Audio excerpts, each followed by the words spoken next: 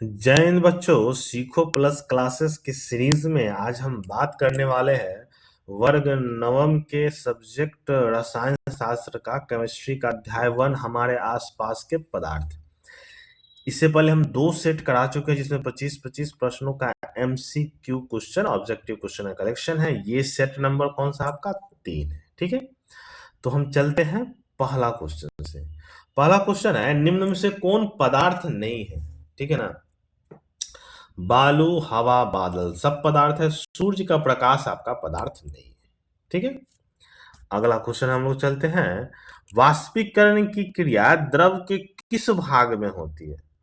तो देखिए, बॉइलिंग अगर हम उबालते हैं तो संपूर्ण द्रव में होता है, ठंडापन निचले द्रव में होता है, लेकिन अगर वाष्पीकरण की अगर बात करें तो किसमें होता है, सतह पर होता है। और सबसे ज्यादा प्रभावित करने वाले वाष्प को सतह का क्षेत्रफल ही होता है। ठीक है,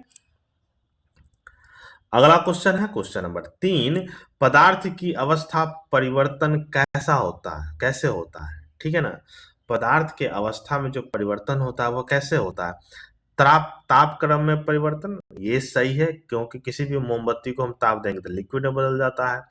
दाब में परिवर्तन, ठीक है, लिक्विड को हम प्रेशर देते हैं तो ठोस या किसी और चीज में परिवर्तित होता है। ताप बढ़ने और दाब घटने से ये भी हो सकता है, और इनमें से सभी, तो ऑप्शन क्या हो जाएगा इसमें, इनमें से सभी हो जाएगा। ठीक है, क्वेश्चन नंबर 4 है, निम्न में से कौन वाष्पीकरण को प्रभावित नहीं करता है। नहीं करने की बात अगर कह रहा है तो द्रव का क्वथनांक, ये सही है, द्रव के सतह का क्षेत्रफल, ये भी सही है, वायु की गति, ये भी सही है, वायु का घनत्व, ये प्रभावित नहीं करता है वाष्पीकरण को। ठीक है, तो सही क्या हो जाएगा, ऑप्शन डी हो जाएगा। अगला क्वेश्चन है 5, वाष्पीकरण की गुप्त ऊष्मा क्या कहलाती है, क्या है।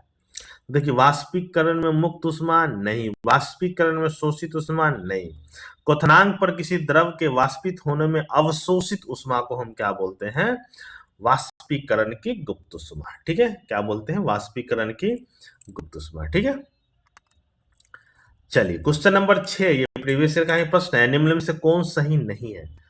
ठोस पदार्थ के कणों की गतिज ऊर्जा न्यूनतम होती है, सही है। द्रव तरल होते हैं किंतु ठोस दृढ़ होते हैं, ये भी आपका सही है।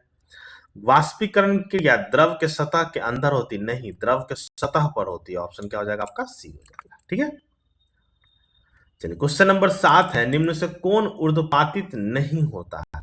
नहीं होने वाले की अगर बात बोल रहे हैं तो, ठीक है ना, तो नहीं होने वाले में से कौन है, गंधक ऊर्ध्वपातित नहीं होता है। ठीक है, अगला क्वेश्चन है आपका 8, मतलब कि बर्तन के प्रति इकाई क्षेत्रफल गैस के कणों द्वारा आरोपित बल को क्या कहते हैं। तो देखिए, गैस के कणों द्वारा आरोपित बल को हम क्या बोलते हैं, गैस का दाब, क्या बोलते हैं, गैस का दाब बोलते हैं। ठीक है, ऑप्शन क्या हो जाएगा, ए हो जाएगा। क्वेश्चन नंबर 9, निम्न में से कौन ऊर्ध्वपातित है जो डायरेक्ट ठोस से गैस में बदल जाता है। तो पूछा है कौन ऊर्ध्वपातित है, तो कौन है आपका, शुष्क बर्फ। ठीक है ना, ठोस कार्बन डाइऑक्साइड।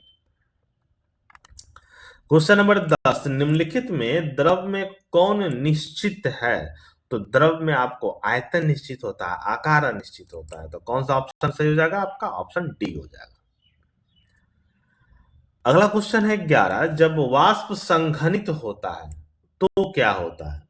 तो देखिए, जब वाष्प संघनित होता है तो क्या होता है, वह ऊष्मा अवशोषित करती है, नहीं, ये आपका गलत है। ऊष्मा उत्सर्जित करती है, नहीं, इसका ताप बढ़ता है, नहीं, इसका ताप घट जाता है, ऑप्शन क्या हो जाएगा आपका, डी हो जाएगा। ठीक है, क्वेश्चन नंबर 12, सही कथन को चुने। सही कथन के बारे में चुनना है, पदार्थ पंच तत्वों से बना है, नहीं, पदार्थ के कणों के बीच कोई रिक्त स्थान नहीं है, नहीं, पदार्थ कणों से बना है, ये आपका सही है, ऑप्शन क्या हो जाएगा आपका, सी हो जाएगा। ठीक है, क्वेश्चन नंबर 13, वाष्पीकरण की गुप्त ऊष्मा क्या है।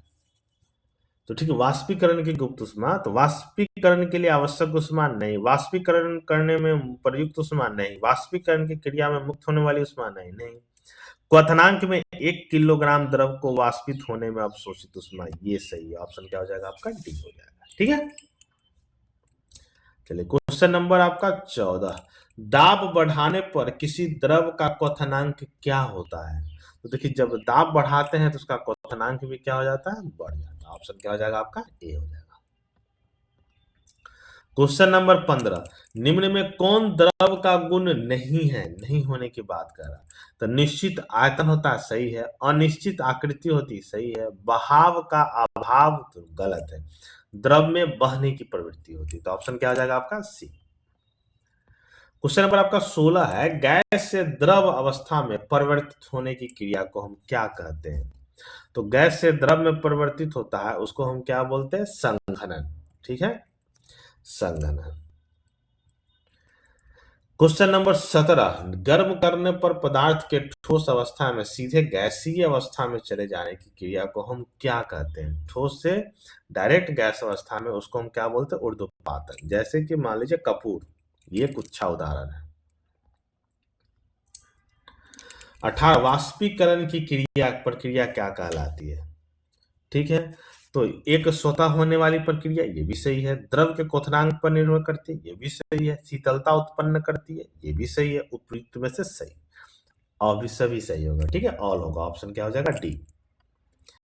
अगला क्वेश्चन है 19, कह रहा है कि हाइड्रोजन सल्फाइड गैस की गंध दूर से ही महसूस होती है, ऐसा किस प्रक्रिया के द्वारा होता है। ठीक है ना, तो जब दूर से कोई चीज महसूस होती है गंध, वो किसके द्वारा होती है, विशरण के द्वारा। ऑप्शन क्या हो जाएगा आपका, ए हो जाएगा। ठीक है, क्वेश्चन नंबर 20, वही क्वेश्चन है, खाना बनाने वाली गैस की गंध किस यौगिक की उपस्थिति के कारण होती है। तो खाना बनाने वाली जो गैस का होता है, ये होता है इथाइल मरकैप्टेन के कारण। क्या होता है, इथाइल मरकैप्टेन के कारण होता है। ठीक है, अगला क्वेश्चन है, वह क्वेश्चन फिर से रिपीट है कि वायुमंडलीय दाब पर 1 किलोग्राम ठोस को से गलनांक पर द्रव में बदलने की आवश्यक ऊर्जा को हम क्या कहते हैं। तो द्रव्यनांक पर आवश्यक ऊर्जा को क्या बोलते हैं, संगलन की गुप्त उष्मा। क्या बोलते हैं, संगलन की गुप्त उष्मा। ठीक है, क्वेश्चन नंबर 22 है, कौन सा कथन सही नहीं है। मतलब ठोस के कण स्थिर होते हैं, द्रव के गतिशील होते, सही है। वाष्पीकरण से गर्मी पैदा होती है, नहीं, वाष्पीकरण से ठंडक पैदा होती है। ठीक है, चलिए अगला क्वेश्चन है आपका 23, कि गैस के कणों के द्वारा बर्तन पर आरोपित बल क्या है। तो ये बर्तन पर जो आरोपित बल है, उसी को हम क्या बोलते हैं, गैस का दाब। क्या बोलते हैं, गैस का दाब बोलते हैं। अगला क्वेश्चन है 24, किसी द्रव पदार्थ का वाष्पीकरण तेज करने के लिए उसे निम्न में से किसमें रखेंगे। तो वाष्पीकरण का तेज करने के लिए सबसे प्रमुख है उसके सतह क्षेत्रफल को बढ़ा देना। बोतल से किस में रख लेंगे, थाली में रख लेंगे। ठीक है, ऑप्शन हो जाएगा सी। अगला क्वेश्चन है 25, वाष्पीकरण क्रिया किस तापक्रम पर होती है। देखिए, वाष्पीकरण की क्रिया हमेशा सामान्य तापक्रम पर होती है। निम्न पर हो जाएगा उसका ठोस, उच्च पर बॉइलिंग में चला जाता है। ठीक है, तो किस पर होगा, सामान्यता पर। तो ये आपका सेट नंबर 3 है। ठीक है, इसको आप पढ़ें, अच्छा लगा तो इसको आपको शेयर भी करना है, लाइक भी करना है, कमेंट भी करना है। ठीक है, आगे के लिए धन्यवाद।